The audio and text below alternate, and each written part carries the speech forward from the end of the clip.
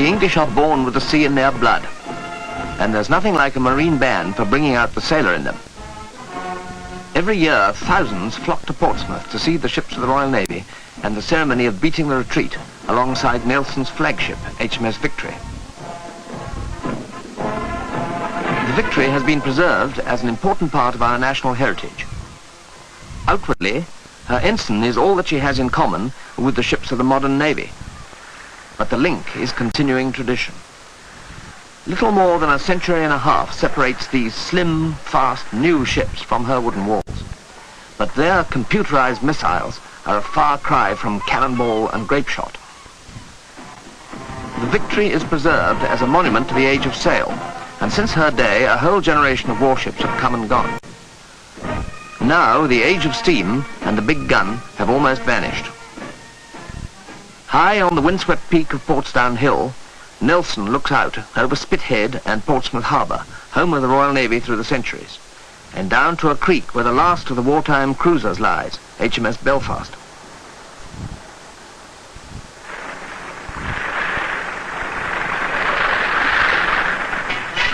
For the launching of the cruiser to bear its name, Belfast received no less a visitor than Mrs. Neville Chamberlain.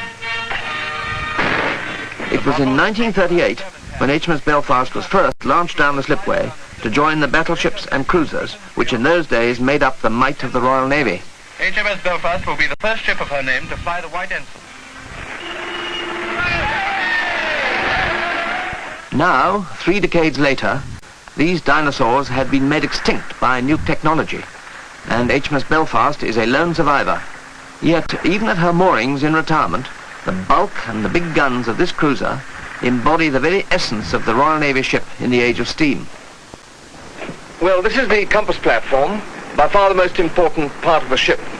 From here you can control everything about the ship. You can control the main armament, the big 6-inch guns here if you're in surface action, or you can drive off an air attack with the high-angle guns. Of course, you control the steering of the ship from here, and you can read signals, and so on. In fact, from up here you can see everything that's going on, and you need to be able to see what's happening because she's a very big ship indeed to handle. Very nearly 700 feet long and 15,000 tons displacement, she was one of the largest cruisers ever built for the Royal Navy. Like all warships of her generation, she was built for gunnery action and protected with steel armor plate nearly 8 inches thick around her vitals. Because HMS Belfast was the last of her line, there was public demand to rescue her and to save her from being scrapped and turned into razor blades and bedsteads. After a late-night parliamentary debate and a public appeal for funds, a trust was set up to preserve her as a floating museum in the Thames. So now, after 33 years, HMS Belfast starts her last sea voyage from Portsmouth, in tow up the English Channel, into the Thames, and up to her final berth opposite the Tower of London. On a bright September day, HMS Belfast makes her last farewell to Portsmouth and the Navy. Leaving HMS Victory and the dockyard, she moves slowly out into the harbour. Dignified exit, although not under her own steam. Attended by a bevy of tugs, she dwarfs the small craft as she passes through the historic harbour entrance. Out into Spithead she moves through waters rich in naval history. From here, Nelson sailed to death and glory at Trafalgar, and more recently, the D-Day fleets set out for the beaches of Normandy. Once she could do more than 30 knots. Now she moves slowly under the power of the tugs. Deep inside her hull, the great machinery lies still and silent. Well, this is one of the ship's 2 engine rooms. And in each engine room, there's an enormous turbine. And the engines, of course, are supplied with steam from the 2 boiler rooms, one further forward and one further aft. The total horsepower of all this machinery is about 80,000. That's like driving 500 Bentleys all rolled into one. It's very complicated equipment, of course, and you can see from all these dials here how many gauges they have to look at to get the steam pressures right, the vacuum pressures right, the oil pressures right, and so on. When the captain orders, for instance, from slow speed to full speed from the bridge, The men working the throttle valves immediately respond to that, and steam has to be produced to increase the speed of the ship. Just think for a minute what it's like to be down here in action. Enormous vibration, tremendous heat, superheated steam which you've got to keep clear of if there are any leaks of it anywhere from one of the glands or anything. And most of all, it's so difficult to know what's going on down here, because you may have been going for hours at slow speed and suddenly full speed, and you know there's something on, there's something happening. But of course the people on the bridge with the captain, they can see what's happening, they can hear exactly what's happening, look through their glasses and see what's happening. But down here, people can only guess what's happening. And of course, if the ship is in trouble or hit by a shell or anything, it's a very difficult place to get out of.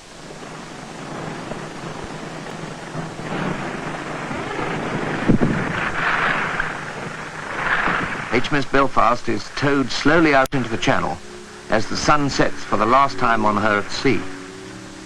With the light fading over the deserted decks and guns, the ship that used to be home to 900 officers and men becomes an eerie, nostalgic place, haunted by the sounds and memories of her long career.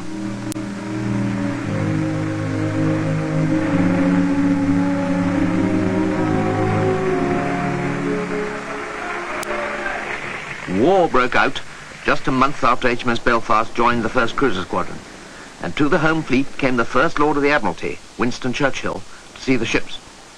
His concern was not so much with the dangers posed by German surface vessels, but with the threat of mines and torpedoes. Churchill's worst fears were realized with the torpedoing of the battleship Royal Oak. Then, barely a month later, the Navy's newest cruiser, HMS Belfast, was blown up by magnetic mine. As she limped into Rosyth with her back broken, there were fears that she was finished. But after nearly 2 years' laborious reconstruction, she finally rejoined the home fleet and was then visited by King George VI before she sailed to make what was going to be a notable contribution to the war at sea. Well, they say the cruisers were the eyes and ears of the fleet, and these were the fists with a range of 10 miles. These great guns were the same ones which sweltered in tropical heat and which froze during the awful icy wastes of the Arctic convoys, when driving spray would come across here on the barrels of the guns and on the turrets themselves and turn into thick ice from the waters, which were so cold that if a man fell overboard, he lasted 2 minutes. The calm channel at dawn on Belfast's last voyage contrasts oddly with the stormy seas of the far north, where she saw most of her war service. But a passing tanker reminds the old cruiser how scores of merchant ships on their long and dangerous passage to Russia had been protected by her guns. Covering these Arctic convoys was one of the toughest tasks the ships of the Royal Navy were ever called upon to undertake. Shepherding these straggling lines of merchant vessels was a terrible problem. Summer brought the long hours of Arctic daylight and constant bombing attacks, and winter the terrible Arctic weather. Always there was the hidden menace of surprise attack by U-boat. In 1943, it was only the guns of the home fleet that kept the German battleships from attacking the Arctic convoys. Well, this is really what this ship is about. This is the 6-inch transmission station, the main gunnery control center. And after all, she's a big gun ship, and her whole object in life is to fire her big guns accurately at the enemy. In this compartment, about 20 men would be stationed in action, each one very expert, each one a specialist, and it was on this table that they did all their calculations. Here we have the dial for own ship, the movements of one's own ship, and here we have the dial registering the movements of the enemy's ship. It was on this very table that the Scharnhorst would have been first sighted, and when she was indicated on a radar screen like the one behind me here, one can imagine the tense atmosphere down here after hours of waiting, and immediately they would clutch in and they put on the movements of the enemy ship like this, so that they would fire with a minimum delay and get those shells from those enormous guns up top whistling on their way towards the enemy before she could fire at you and hope to straddle or get a hit with the very first salvo. This is the breech of one of the 6-inch guns, the center gun of A turret actually. The enormous shell that it fires, weighing 100 weight, is brought up from the magazines down below by a hydraulic lift, and it comes along this slide here and comes into this tray. Then the gun's crew move the tray across behind the breech, and it's rammed forward and rammed up into the barrel of a gun. It's followed then by an enormous cordite cartridge that comes up from that hopper. That's placed in after it. And then when the gun's crew are ready to fire, the breech is finally closed. In the bleak northern waters, the gun's crews spent weeks closed up at action stations. With the German battleships lurking in Norwegian fjords, the threat to the convoys mounted, and the Navy was increasingly on guard, knowing that soon the Scharnhorst must come out.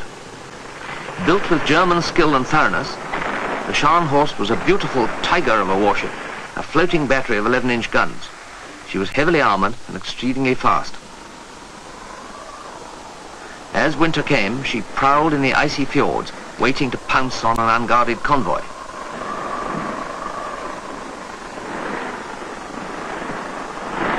Suddenly on Christmas Day 1943, the secret Norwegian resistance wirelessed that the Scharnhorst was out.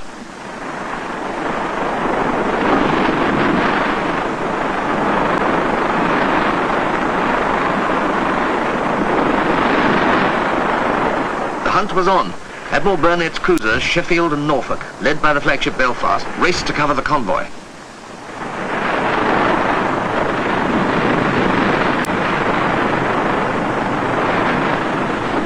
At 6 in the morning, they found her and opened fire. In the brief engagement which followed, the Scharnhorst was driven off. Aboard the Belfast, Admiral Burnett now had to make a crucial decision. She made round to try and find the convoy again. Unfortunately, owing to the weather, I couldn't chase her, and so cut back to guard the convoy. Admiral Burnett was right. Shortly after midday, the German battleship reappeared, and our cruisers raced to attack her. It was a matter of the Scharnhorst's 11-inch guns against our much smaller 6 and 8-inch guns. Norfolk was still badly hit. Now it was a matter of whose nerve would break first. In the event, the Scharnhorst turned away to head for home at high speed. After that, there was the most exhilarating chase for something like 100 miles at 30 knots in rough weather. And all the time we knew that there was big trouble waiting for that ship right ahead.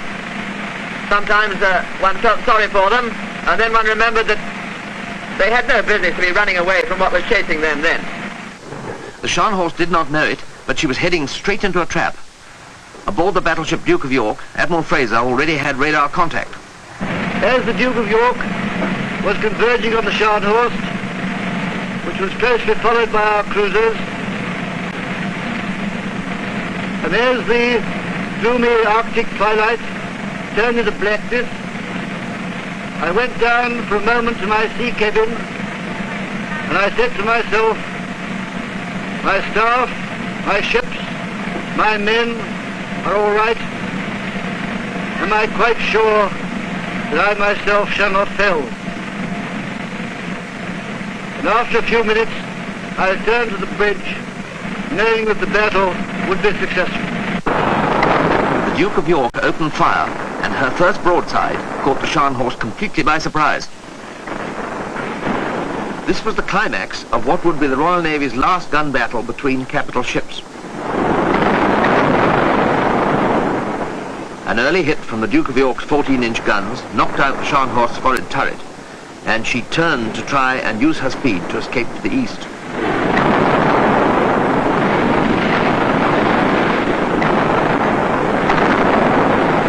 I'm Chief First Officer Thane of the Duke of York, Captain of B turret.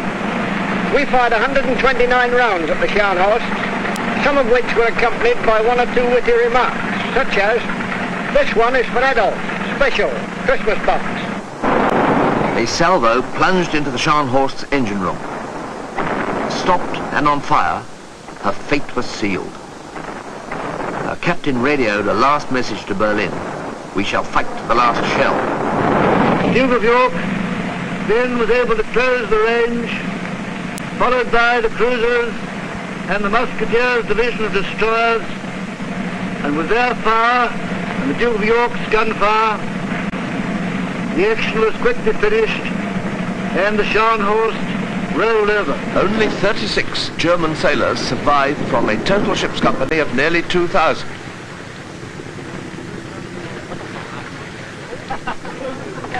Returning to Scapa Flow, the Royal Navy celebrated a victory that marked the end of the enemy's surface threat. After sinking the Scharnhorst, the guns didn't remain silent for long. They soon roared into action again on D-Day in support of the Allied landings. In the greatest invasion in history, HMS Belfast led the bombarding forces into Juno beachhead, covering British and Canadian troops. Her guns were continuously in action against the German fortifications and covering the frail landing craft carrying the soldiers into the beaches. HMS Belfast very nearly achieved fame in another way that day. Originally, she was chosen by Churchill as his special ringside seat for the landings. But it was felt to be too dangerous, and the King had to be brought in to dissuade him, which considerably upset the former naval person. The war in Europe ended the next year, and HMS Belfast exchanged the cold waters of the North Atlantic for the warm seas of the Pacific, arriving at Sydney at the end of the Japanese War. When the Korean War broke out in 1951, she played an important role in bombarding communist shore positions. Her accurate gunfire earned from the Americans a reputation as that straight-shooting ship. This was the last time her guns fired in anger, and she steamed home to Chatham to pay off.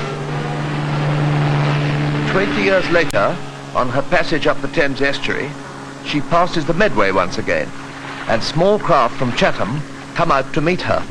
After Korea, there was some doubt about her future, but with fewer miles on the clock than any other large cruiser, it was decided to modernize her. In 1959, she emerged from the dockyard with new masts and bridge and radar, and a new lease of life. In 1961, I joined her in Singapore as her captain, when she was the flagship of our peacekeeping force east of Suez. During the 2 years commission, we steamed nearly 75,000 miles. Peacekeeping was a role we shared with the other navies of the Commonwealth. The Australian carrier Melbourne and New Zealand ships,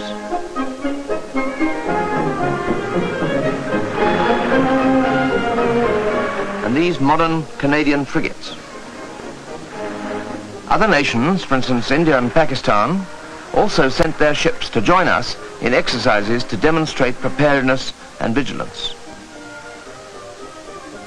Economic aid and help to the third world is an accepted principle.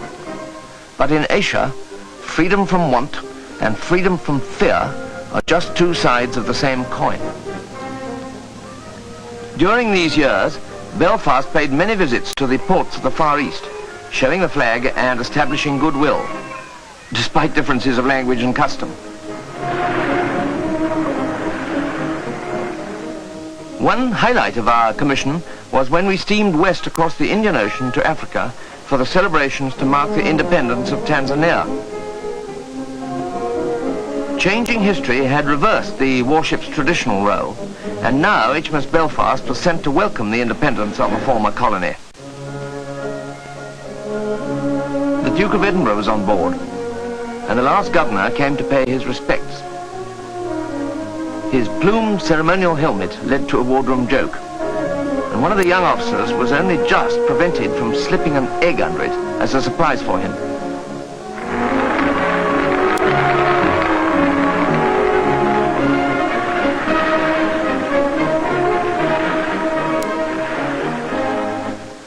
In the Pacific, distances are enormous, and a lot of time was spent at sea.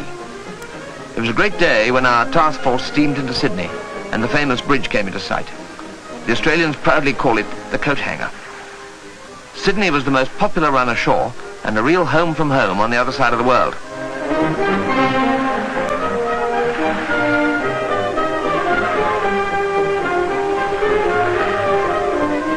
Finally, at the end of our commission, we sailed for England, homeward bound across the Pacific.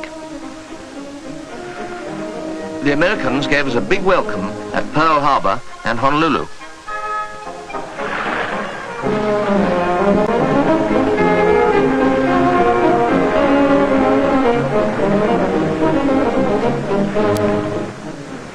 Then we sailed on to the west coast of America, and after San Francisco, we turned north to Vancouver to visit the Canadians.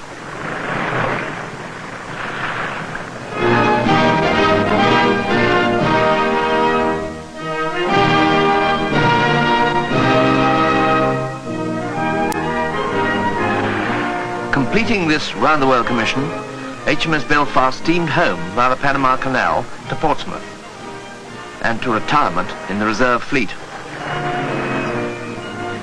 Nearly 10 years passed before HMS Belfast went to sea again for her final tow up the Thames.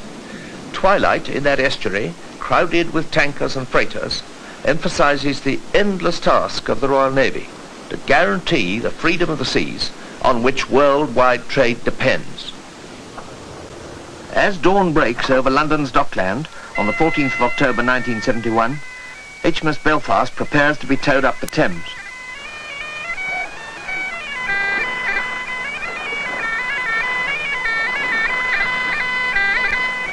With masthead ensigns flying, the old lady proudly heads out towards the river, with pipers of the Ulster Rifles, the ship's affiliated regiment, playing on the forecastle. At Greenwich, she passes the Naval College, the University of the Royal Navy.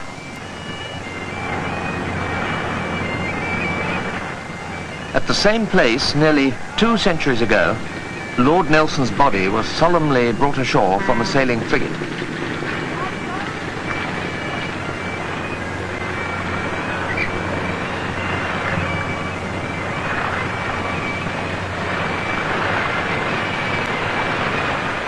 Today, the crowds line the banks to cheer HMS Belfast as she passes.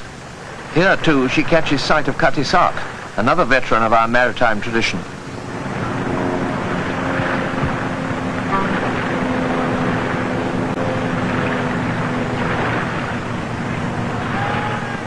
Off Black Wall, once a famous building yard for England's wooden walls, the last of the wartime cruisers is escorted by the last of the wartime torpedo bombers. Circling lazily overhead is a swordfish biplane, affectionately known as a string bag, the type that made the desperate bid to stop the Scharnhorst. This last survivor belongs to the Fleet Air Arm Museum.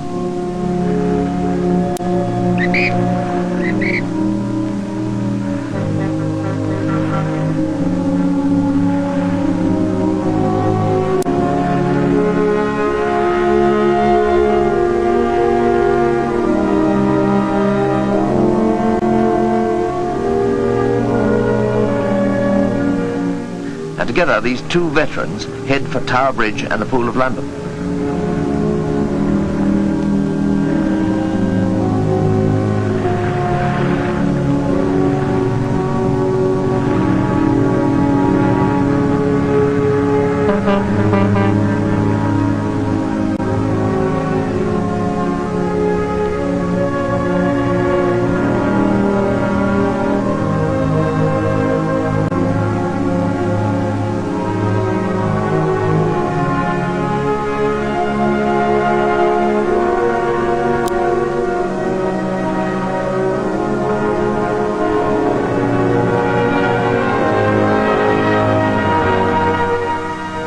So now, opposite the Tower of London, that historic fortress of stone, HMS Belfast lies, a fortress of steel, a symbol of the importance of the Navy in our history.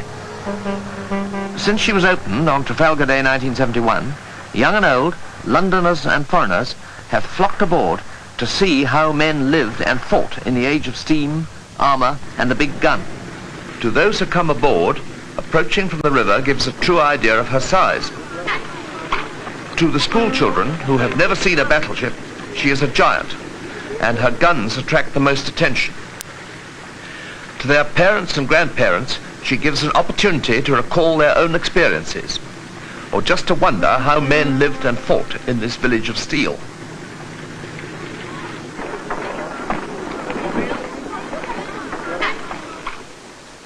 To these young Marine cadets, HMS Belfast gives a chance to see the kind of ship that is part of our heritage in the same way as Nelson's Victory. But more than that, to their children and to their children's children, HMS Belfast will be a living reminder of the truth of the old naval prayer. It is upon the Royal Navy, under the good providence of God, that the wealth, strength and safety of this nation do most chiefly depend.